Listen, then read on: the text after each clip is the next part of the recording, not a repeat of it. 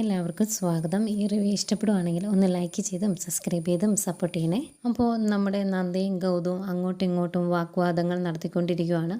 അന്നേരം നന്ദ പറയുന്നുണ്ട്, എനിക്ക് ഇഷ്ടമല്ലായിരുന്നു, നിങ്ങളെപ്പോലെ ഒരാളാണ് എൻ്റെ മകളുടെ അച്ഛൻ എന്ന് അവളോട് പറയാൻ എനിക്ക് താല്പര്യമില്ലായിരുന്നു, അതിനുള്ള യാതൊരു യോഗ്യതയും നിങ്ങൾക്കില്ല എന്ന് തന്നെ നന്ദ പറയുന്നു. അത് കേൾക്കുമ്പം ഗൗതത്തിന് അങ്ങ് എരിച്ച് കയറി വരുന്നുണ്ട്. ഇതെല്ലാം കേൾക്കുമ്പം ഗൗതം പറയുന്നുണ്ട്, നീ തെറ്റ് ചെയ്തത് എന്നോട് മാത്രമല്ല ഗൗരിയോട് കൂടിയാണ്. അവളുടെ അച്ഛനെ അറിയാൻ എത്രത്തോളം ആഗ്രഹിച്ചിരുന്നു എന്ന് നിനക്കറിയായിരുന്നു. പക്ഷെ നീ അതാരാണ് എന്ന് എൻ്റെ കുഞ്ഞിനോട് പറഞ്ഞില്ല എന്ന് മാത്രമല്ല, അവളിൽ നിന്ന് അതെല്ലാം മറച്ചു വയ്ക്കുകയും കള്ളക്കഥകൾ അവളെ പറഞ്ഞ് പഠിപ്പിക്കുകയും ചെയ്തു. അതൊക്കെ നീ ചെയ്ത തെറ്റാണ്. എനിക്ക് ഒരു മകളുണ്ടായിട്ട് അതെന്നെ അറിയിക്കാതെ അവൾ ഒളിച്ചു വെച്ചു, ഇതെല്ലാം തെറ്റ് തന്നെയാണ് എന്നൊക്കെ പറയും. എന്നിട്ട് ഗൗതം പറയുന്നുണ്ട്, അങ്ങനെ അവകാശമില്ല എന്ന് നീ മാത്രം പറഞ്ഞാൽ പോരാ, അവൾ എൻ്റെ മകളാണെങ്കിൽ ഇനി അവൾ എൻ്റെ കൂടെയേ ജീവിക്കുകയുള്ളൂ, നിൻ്റെ കൂടെ പറഞ്ഞു വിടാൻ ഞാൻ ഉദ്ദേശിച്ചിട്ടില്ല എന്നൊക്കെ ഗൗതം പറയും.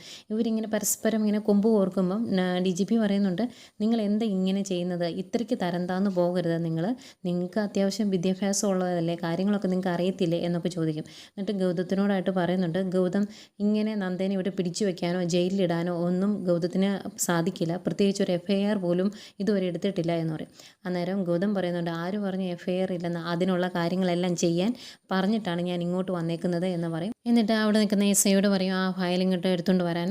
അത് എടുത്തുകൊണ്ട് ഗൗതത്തിന് കൊടുത്തു കഴിയുമ്പം ഗൗതം അത് DGPയുടെ കയ്യിലോട്ട് കൊടുക്കും. എന്നിട്ട് പറയും, ഇതാണ് ഞാൻ നന്ദയ്ക്കെതിരെ തയ്യാറാക്കിയിരിക്കുന്ന FIR, സാർ വായിച്ചു നോക്കാമെന്ന് പറയും.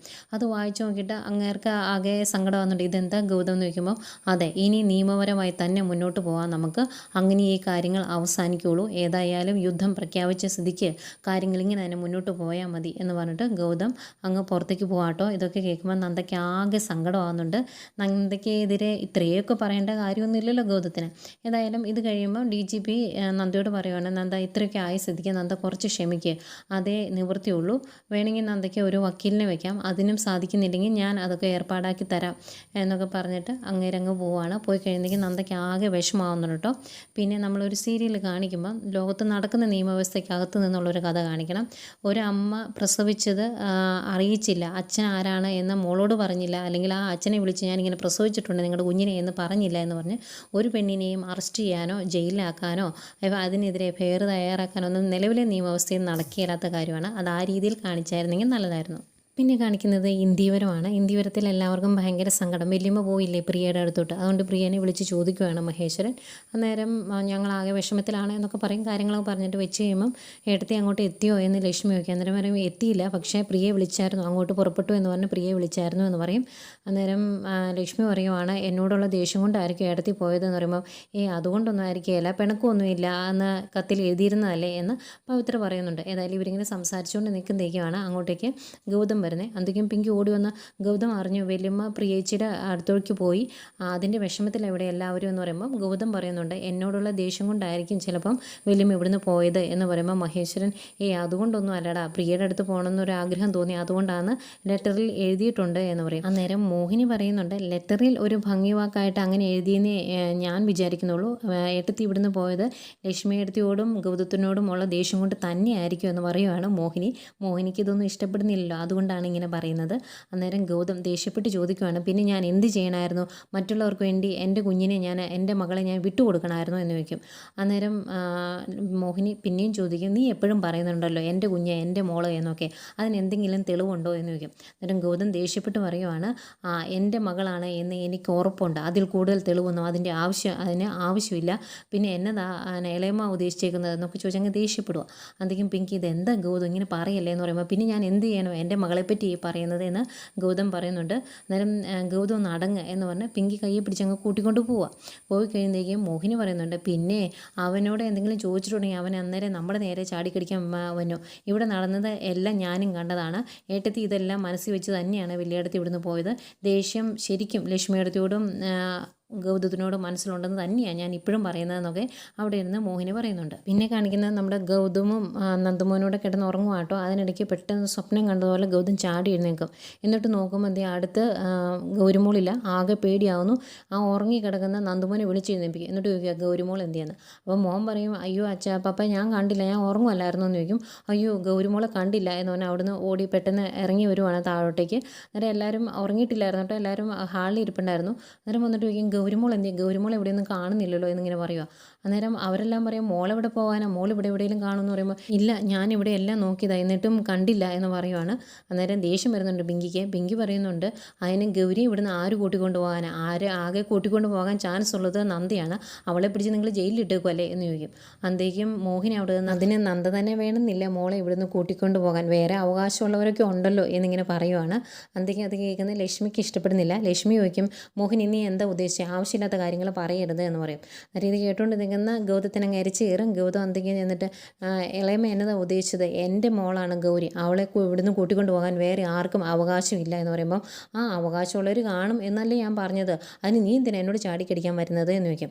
അന്തേക്കും ഗൗതം ദേ എൻ്റെ മകളെപ്പറ്റിയാണ് ഈ പറയുന്നത് എന്നുള്ള ബോധ്യം വേണം, മനസ്സിൽ എന്താണ് ഉദ്ദേശിച്ചേക്കുന്നത് എന്ന് എനിക്ക് മനസ്സിലാവുന്നുണ്ട്, അതങ്ങ് മനസ്സ് തുറന്നങ്ങ് വാ തുറന്നിങ്ങോട്ട് പറഞ്ഞാൽ മതി എന്നങ്ങ് പറയുക.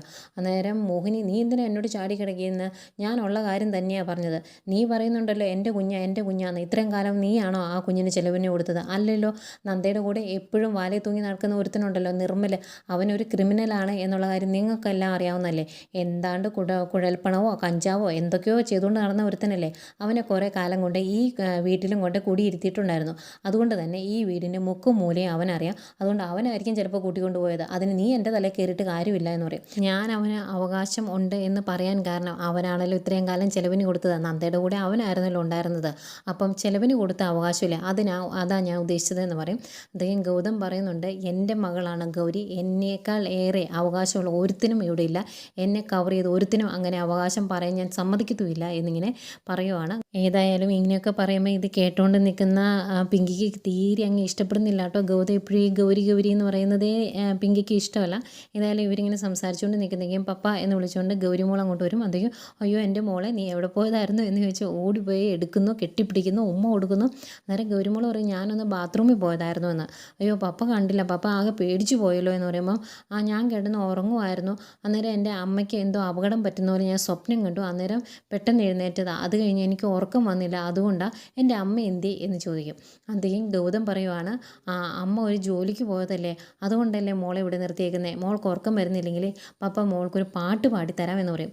അന്നേരം നന്ദുമോൻ ചോദിക്കുക പപ്പ എനിക്കൂടെ പാടിത്തരാമോ എന്ന്. അന്നേരം ഇല്ല മോനെ, ഇത് ഗൗരിമോൾക്ക് മാത്രമുള്ള പാട്ടാണ്, കാരണം വിഷമിച്ചിരിക്കുന്ന ഗൗരിമോളല്ലേ, പിന്നെ മോനും കേൾക്കാട്ടോ, അതിനും കുഴപ്പമൊന്നുമില്ല എന്ന് പറയും. ഇത് കേൾക്കുന്നത് പിങ്കിക്ക് ദേഷ്യം വരുന്നുണ്ട്, പിങ്കിയുടെ മുഖം അങ്ങ് മാറുന്നുണ്ട്. ഏതായാലും ഗൗരിമോളെ തോളെ കിടത്തി പാട്ടൊക്കെ പാടി ഓർക്കുവാണ് ഗൗതം. അന്നേരം ഇത് കണ്ടുകൊണ്ട് നിൽക്കുന്ന മോഹിനിക്കും പിങ്കിക്കും ഇത് തീരെ അങ്ങ് ഇഷ്ടപ്പെടുന്നില്ല. ബസ്റ്റ് എന്ന് പറഞ്ഞിങ്ങനെ ദേഷ്യം കടിച്ചു പിടിക്കുവാണ് മോഹിനി. ഏതായാലും കൊച്ചിനെ നന്നായിട്ട് പാട്ട് പാടി ഉറക്കി കൊണ്ട് കട്ടിലേക്ക് കിടത്തുവാണ് ഗൗതം. എന്നിട്ട് പയ്യെ പുതപ്പൊക്കെ അങ്ങ് പുതപ്പിച്ച് കിടത്തുന്നുണ്ട്. അന്നേക്കും അങ്ങോട്ടേക്ക് റൂമിൻ്റെ അങ്ങോട്ടേക്ക് പിങ്കിയും നന്ദുമോനോട് വരും. അന്നേരം ഇത് കാണുന്ന പിങ്കിക്ക് ആകെ സങ്കടം വരുന്നുണ്ട്.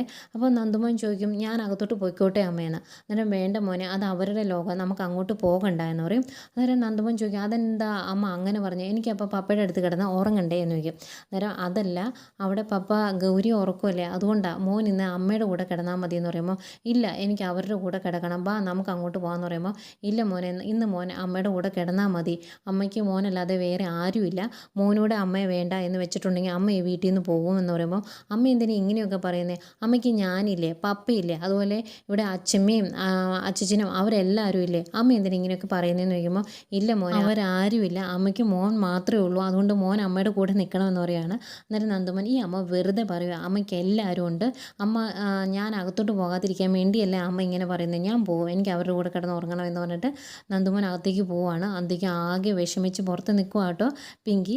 മോൻ അങ്ങോട്ട് ചെന്നിട്ട് പപ്പ എന്ന് വിളിക്കുന്നത് മിണ്ടരുത്, ഗൗരിമോൾ ഉറങ്ങുവാണ് എന്നിങ്ങനെ ചുണ്ടേ കൈ വെച്ചിങ്ങനെ പറയും. എന്നിട്ട് അന്നേരം എനിക്ക് ഉറങ്ങണ്ടേ പപ്പ എന്ന് ചോദിക്കുമ്പോൾ വാ എന്ന് പറഞ്ഞ് ഗൗതം മോൻ ഇപ്പുറത്തെ സൈഡിലും മോൾ അപ്പുറത്തെ സൈഡിലും കിടത്തേക്കുവാണ്. എന്നിട്ട് രണ്ടുപേരെയും കെട്ടിപ്പിടിച്ച് കിടന്നുറങ്ങുന്നു. അപ്പം ഗൗരി എഴുന്നേറ്റ് പയ്യെ ഗൗതത്തിനെ കെട്ടിപ്പിടിക്കുന്നുണ്ട്. ഭയങ്കര സന്തോഷത്തോടെ രണ്ട് മക്കളെ അപ്പുറത്തും ഇപ്പുറത്തും വെച്ച് കിടന്നുറങ്ങുവാണ് ഗൗതം. അന്നേരം ഇത് കണ്ട് പുറത്ത് നിൽക്കുന്ന പിങ്കിക്ക് ആകെ സങ്കടം വരുന്നുണ്ട്, കണ്ണൊക്കെ നിറഞ്ഞു വരുന്നുണ്ട്. അവിടെ ഇനി കിടക്കാൻ സ്ഥലമില്ല കേട്ടോ. ഏതായാലും വിഷമിച്ച് പിങ്കി അപ്പുറത്തേക്ക് പോകുവാണ്. പിന്നെ കാണിക്കുന്നത് നമ്മുടെ ഗൗതം മോളുടെ റൂം അലങ്കരിക്കാൻ വേണ്ടി ടെഡി ബെയറും അങ്ങനെയുള്ള സാധനങ്ങളൊക്കെ ഓർഡർ ചെയ്യുക. അപ്പോൾ ഇതൊക്കെ കേട്ടുകൊണ്ട് നന്ദ അങ്ങോട്ട് വരും. എന്നിട്ട് ഗൗതം ഒരു കാര്യം ചോദിച്ചോട്ടെ, സ്റ്റേഷനിലേക്ക് DGP വിളിപ്പിച്ചായിരുന്നല്ലോ, എന്നിട്ട് എന്താ സംഭവിച്ചതെന്ന് ചോദിക്കുമ്പോൾ അതിനെപ്പറ്റി ഒന്നും ഗൗതം പറയുന്നില്ല. ഗൗതം പറയുക ഞാൻ അതിനെപ്പറ്റി ഒന്നും പറഞ്ഞില്ല അല്ലേ, ഞാൻ ആകെ സന്തോഷത്തിലാണ്. എൻ്റെ മകൾക്ക് വേണ്ടി എന്തൊക്കെയാണ് ചെയ്തു കൊടുക്കേണ്ടത് എന്നാണ് ഞാൻ ചിന്തിക്കുന്നത്. അവളുടെ കുട്ടിക്കാലത്ത് എനിക്കൊന്നും ചെയ്തു കൊടുക്കാൻ പറ്റിയില്ല. അതെല്ലാം എനിക്കിനി ചെയ്യണം. അവളെ സന്തോഷിപ്പിക്കണം. അവൾ ഇവിടെ സന്തോഷത്തോടെ കഴിയണം. വേറെ ആരെപ്പറ്റി അവൾ ചിന്തിക്കുക പോലും ചെയ്യരുത് എന്നാണ് ഗൗതം പറയുന്നത്. അന്നേരം പിങ്കി ചോദിക്കും, അങ്ങനെ മോൾക്ക് വേണ്ടി മാത്രം കാര്യങ്ങൾ ചെയ്താൽ മതിയോ? നന്ദുമോൻ്റെ കാര്യങ്ങളൊക്കെ ഗൗതം നോക്കാറുണ്ടോ എന്ന് ചോദിക്കുമ്പോൾ, അവന് വേണ്ടി എന്താ ഞാൻ ചെയ്തു കൊടുക്കാത്തുള്ളത്? അവന് വേണ്ടിയെല്ലാം ഞാൻ ചെയ്യുന്നുണ്ടല്ലോ എന്ന് പറയും. അന്നേരം പിങ്കി പറയുവാണ്, ഗൗതം ഇങ്ങനെയൊക്കെ ചെയ്യുമ്പോൾ ചുറ്റുമുള്ളവരെ പറ്റി ഗൗതം ചിന്തിക്കുന്നില്ല. ഞാൻ എൻ്റെ കാര്യമാണ് പറഞ്ഞത്. ഗൗതം എന്നെ ശ്രദ്ധിക്കുന്നേ ഇല്ല എന്ന് പറയുമ്പം ഗൗതം പറയുന്നുണ്ട്, ഞാൻ ഈ ചെയ്യുന്നത് മൊത്തം എൻ്റെ മകൾക്ക് വേണ്ടിയാണ്. ആ ഒരു മകൾക്ക് വേണ്ടി ചെയ്യുന്ന കാര്യത്തെ നിങ്ങളുമായിട്ട് തട്ടിച്ചു നോക്കി തൂക്കാൻ നിൽക്കരുത്. അത് വേറെ രീതിയിലുള്ള സ്നേഹമാണ് എന്ന് പറഞ്ഞിട്ട് ഗൗതം അങ്ങ് പോകുമ്പം ആകെ വിഷമിച്ച് നിൽക്കുവാണ് പിങ്കി. പിന്നീട് നമ്മുടെ മഹേശ്വരനെയാണ് കാണിക്കുന്നത്. മഹേശ്വരൻ ആകെ ടെൻഷനില്ല. അന്നേരം ലക്ഷ്മി എന്താണ് കാര്യമെന്ന് ചോദിക്കുമ്പം മഹേശ്വരൻ പറയുന്നുണ്ട്, ഈ കാര്യങ്ങൾ ഇങ്ങനെ മുന്നോട്ട് പോയാൽ എവിടെ പോയി നിൽക്കുമെന്നാണ് ഞാൻ ചിന്തിക്കുന്നത്. ഗൗതത്തിന് ഒരിക്കലും നന്ദയെ ശത്രുവാക്കിക്കൊണ്ട് മുന്നോട്ട് പോകാൻ പറ്റില്ല. അവൻ അവൻ്റെ മകളെ സ്നേഹിച്ചോട്ടെ, പക്ഷേ അതിന് ഒപ്പം തന്നെ ചുറ്റുമുള്ളവരെ കൂടി പരിഗണിക്കണം. നന്ദുമോനും പിങ്കിക്കും സങ്കടം വരാതെ അവൻ നോക്കണം. അതുപോലെ തന്നെ നന്ദേനെയും പരിഗണിക്കണം. ഇതൊന്നുമില്ലാതെ അവന് മുന്നോട്ട് പോകാൻ സാധിക്കില്ല എന്ന് പറയുമ്പോൾ ലക്ഷ്മി പറയുന്നുണ്ട്, മകളെ കിട്ടിയ സന്തോഷത്തിലാണ് ഗൗതം എന്ന്. അന്നേരം മഹേശ്വരൻ പറയും, അമിതമായിട്ടുണ്ടെങ്കിൽ അമൃതം വിഷമാണ്, അത് മറന്നു പോകരുത്. ഇതിനെല്ലാം ഒരു നല്ല സൊല്യൂഷൻ വേണമെങ്കിൽ നന്ദയെ കൂടി പരിഗണിച്ച് അവന് മുന്നോട്ട് പോകാൻ സാധിക്കുകയുള്ളൂ. ഇതെല്ലാം അവനെ ഒന്ന് പറഞ്ഞ് മനസ്സിലാക്കണം, താൻ അവസരം കിട്ടുമ്പോൾ എന്നൊക്കെ പറഞ്ഞിട്ട് മഹേശ്വരൻ അങ്ങോട്ട് പോകുന്നു. പോയി കഴിയുമ്പോൾ ലക്ഷ്മി അതിനെപ്പറ്റി ചിന്തിക്കുന്നുണ്ട് കേട്ടോ. പിന്നെ ഇങ്ങനെ സംസാരിക്കുന്നതിനിടയ്ക്ക് ലക്ഷ്മി പറയുവാണ്, നന്ദയ്ക്ക് ഗൗതത്തെ മനസ്സിലാകാതിരിക്കുമോ? അവൾ ഒരു പരിഗണന കൊടുക്കില്ലേ ഗൗതത്തിന്? ബെസ്റ്റ് സാധനമാണ്, പരിഗണന കൊടുക്കാൻ പറ്റിയ സൈസ്. അന്നേരം മഹേശ്വരൻ പറയുന്നുണ്ട്, നന്ദയ്ക്ക് അങ്ങനെ പരിഗണന കൊടുക്കേണ്ട യാതൊരു കാര്യമില്ല. നന്ദ നോക്കുമ്പം ഗൗതം ഒരു വിവാഹം കഴിച്ച് നന്ദുമോനുമായിട്ട് സുഖമായിട്ട് ജീവിക്കുവാണ്. നന്ദ അതിനെ എതിർക്കാൻ വന്നിട്ടില്ല. അപ്പം നന്ദയ്ക്ക് അങ്ങനെയൊരു സഹതാപം ഗൗതത്തിനോട് തോന്നേണ്ട കാര്യമില്ല. പക്ഷേ ഗൗതത്തിന് തിരിച്ചു തോന്നേണ്ട കാര്യമുണ്ട്. കാരണം നന്ദ ഇപ്പോഴും മോൾക്ക് വേണ്ടി മാത്രമാണ് ജീവിക്കുന്നത്. അത് മറന്നു പോകരുത് എന്ന് മഹേശ്വരൻ പറയുന്നുണ്ട്. പിന്നെ നമ്മുടെ നന്ദയാണ് കാണിക്കുന്നത്. നന്ദ സ്റ്റേഷനിൽ തന്നെ ഒരു കസേരയിലിരിക്കുക. മിക്കവാറും ജാമ്യത്തിലെടുക്കാൻ വക്കീൽ വന്നിട്ടുണ്ടാവില്ല. അതിനുവേണ്ടി വെയിറ്റ് ചെയ്യുന്നതായിരിക്കും. ജസ്റ്റ് ഒന്ന് ഉറങ്ങിപ്പോയപ്പം പെട്ടെന്ന് സ്വപ്നം കണ്ട് എഴുന്നേക്കുന്ന പോലെ ഇങ്ങനെ എഴുന്നേക്കുവാണ്. മോള് അടുത്തേക്ക് ഒരു അമ്മയെന്ന് വിളിച്ചുകൊണ്ട്. എന്നിട്ട് ചോദിക്കും, അമ്മ എന്താ ഇത്രയും ദിവസമായിട്ട് എന്നെ കാണാൻ വരാതിരുന്നത്? അമ്മ എന്തുകൊണ്ടാണ് എൻ്റെ അച്ഛനെ എനിക്ക് കാണിച്ച് തരാതിരുന്നത് ഇത്രയും കാലം? എൻ്റെ വിഷമം അമ്മ മനസ്സിലാക്കിയില്ലല്ലോ. അമ്മയ്ക്ക് അമ്മയുടെ കാര്യം മാത്രമേ ചിന്തയുള്ളൂ. അതുകൊണ്ട് അമ്മയൊക്കെ അങ്ങനെയൊക്കെ ചെയ്തത്. എനിക്ക് എൻ്റെ അമ്മയെ ഇപ്പോൾ എനിക്ക് ഇഷ്ടമല്ല. എനിക്ക് എൻ്റെ പപ്പയുടെ കൂടെ ജീവിച്ചാൽ മതി. അവിടെ ഞാനും നന്ദുമോനും പപ്പയും പിങ്കി ആൻറ്റിയും ഒക്കെ ആയിട്ട് വളരെ സന്തോഷത്തോടെ കഴിയുന്ന, ഇപ്പോഴും അതൊരു ഫാമിലിയായി, എനിക്കിനി അവരെ മതി എന്ന് പറയുമ്പോഴേക്കും, മോളെ അങ്ങനെയല്ല എന്നൊക്കെ നന്ദ പറയുക. അന്നേരം ഇല്ല, അങ്ങനെ തന്നെയാണ്, എനിക്ക് ഇപ്പം ഈ അമ്മ എനിക്ക് ഇഷ്ടമല്ല, അമ്മ ചീത്തയാന്ന് പറയുമ്പോഴേക്കും മോളെ എന്ന് വിളിച്ചുകൊണ്ട് ചാടി എഴുന്നേക്കുവാണ് നന്ദ. അങ്ങനെ ആ കാര്യങ്ങളെല്ലാം ഇങ്ങനെ ഓർത്ത് വിഷമിച്ച് കരഞ്ഞ് സ്റ്റേഷനിലിരിക്കുന്ന നന്ദയെ കാണിച്ചുകൊണ്ടാണ് ഇന്നത്തെ എപ്പിസോഡ് അവസാനിക്കുന്നത്.